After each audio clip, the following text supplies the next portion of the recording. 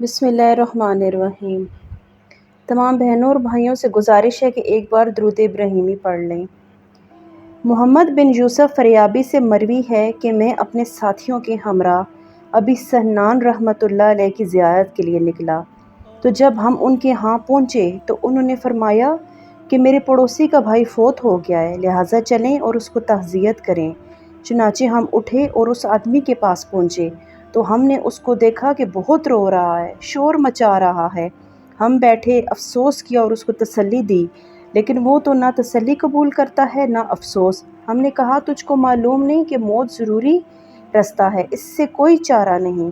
تو اس نے کہا کہ ہاں ٹھیک ہے، لیکن میں اس بات پر روتا ہوں جس پر میرے بھائی کو صبح و شام عذاب ہو رہا ہے۔ ہم نے کہا کہ کیا تم کو اللہ تعالیٰ نے غیب کا مطلع دے دیا ہے؟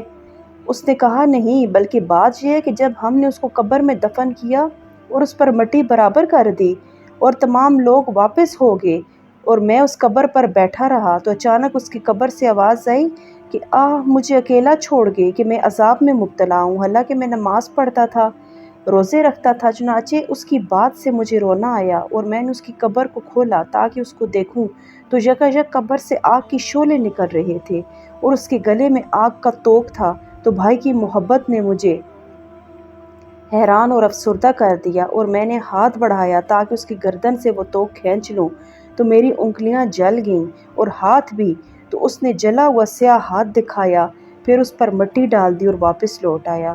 تو پھر کیوں کر نہ رہوں میں، اس کی حالت پر کیوں نہ غم کروں؟